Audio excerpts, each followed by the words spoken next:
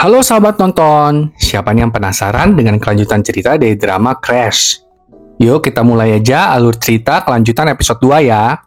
Jung Ho Kyu mendatangi Yun Ho dan mengetahui kalau Yun Ho adalah penyidik asuransi yang telah melaporkan Jung Ho Kyu.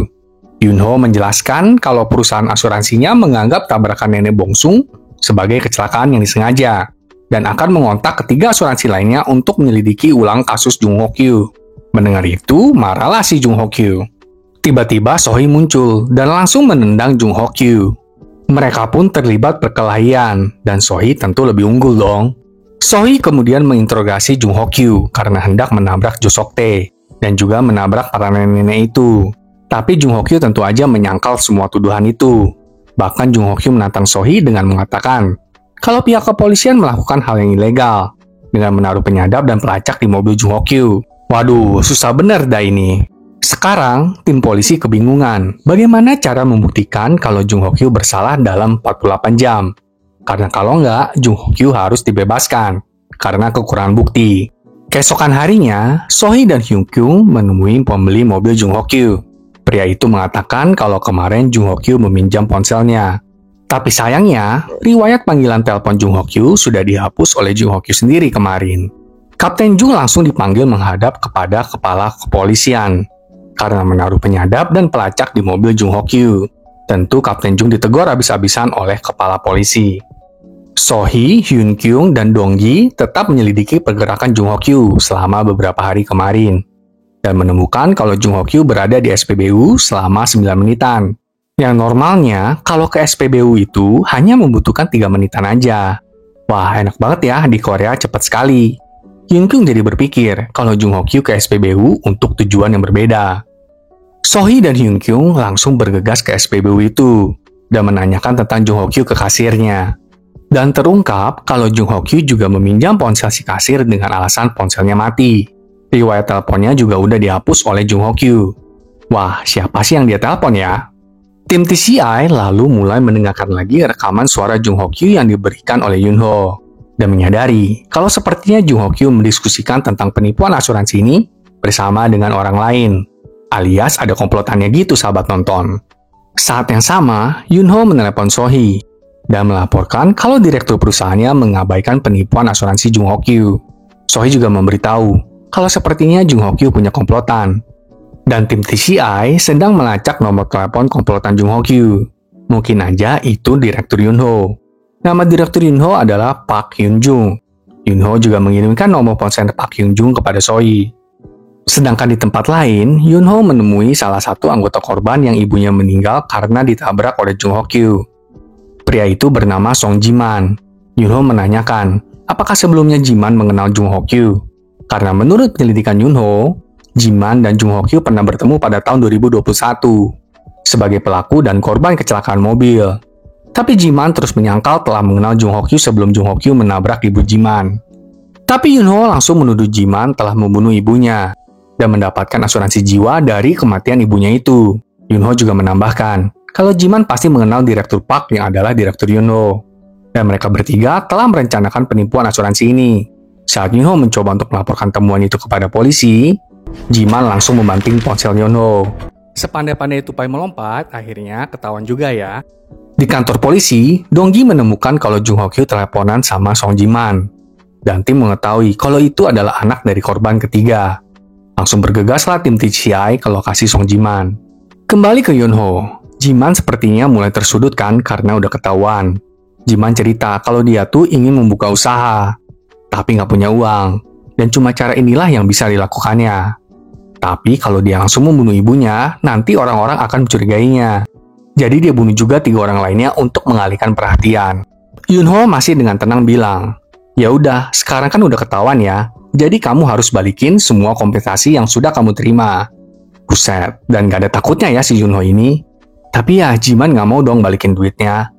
Jiman langsung menghujani Yun Ho dengan cairan yang mudah terbakar. Dan berkata kalau dirinya udah beli asuransi untuk tokonya itu kalau kebakaran. Dengan kompensasi sebesar 200 juta won. Saat sedang mencari korek untuk membakar tempat itu, Yun Ho segera menyerang Jiman. Tapi Jiman berhasil mengalahkan Yun Ho dan mulai menyalakan korek apinya. Saat Jiman melemparkan korek itu, Yun Ho lari dan malahan Jiman yang terbakar dong.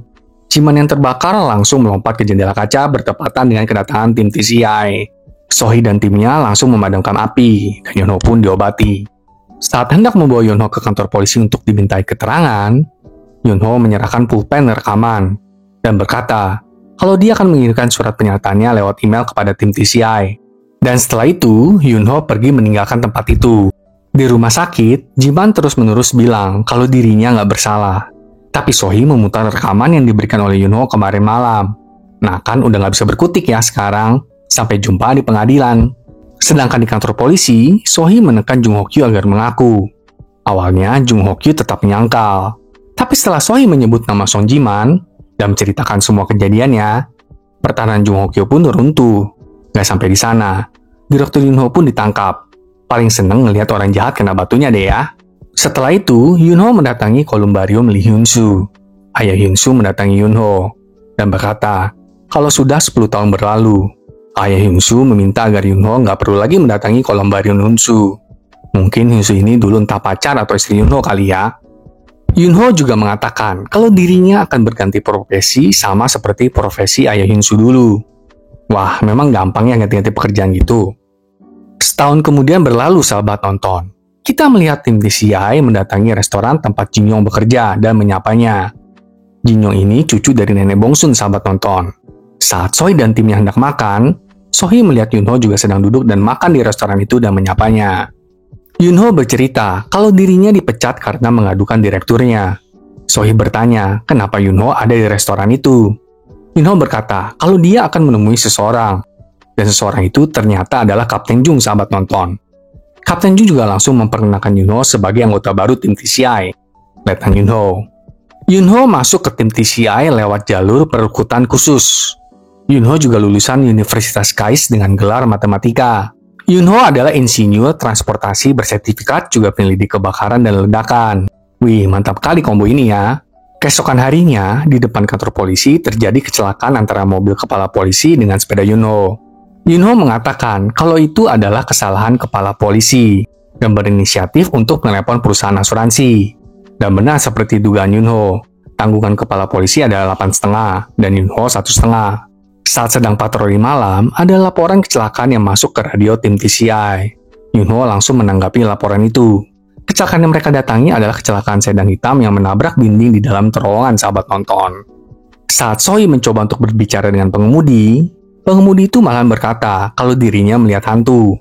Sohee jelas menganggap pengemudi itu mengendari mobil dalam keadaan mabuk. Yunho langsung menyelidiki daerah sekitar dan seperti mencurigai tanaman gitu. Di kantor polisi kepala mengetahui info kalau Yunho adalah anak dari kandidat calon komisaris jenderal kepolisian. Langsunglah mereka mencari akal gimana deh caranya untuk baik-baikin si Yunho. Beneran dong, malam harinya kepala polisi mengajak seluruh tim TCI untuk makan bersama. Di sana, kepala polisi memuji tim TCI dan mengakui kesalahannya yang menabrak sepeda Yunho. Ya, jilat terus sampai licin, Pak. Dalam perjalanan menuju ke kantor polisi, Sohee, Yunho, dan Donggi berada dalam satu mobil. Saat mereka melewati terowongan yang menyebabkan kecelakaan sedan hitam kemarin itu, mereka seperti melihat hantu yang membuat mobil mereka menabrak tong sampah gitu. Apakah yang putih-putih itu beneran hantu? Kembali ke kilas balik pertemuan Ayah Hyun-soo dengan Yunho. Saat Yunho pergi, Kapten Jung juga menemui Ayah Hyun-soo. Ayah Hyun-soo meminta Kapten Jung untuk mempertimbangkan Yunho masuk ke dalam timnya tanpa adanya KKN. Kapten Jung menanyakan buat apa Yunho masuk ke kepolisian.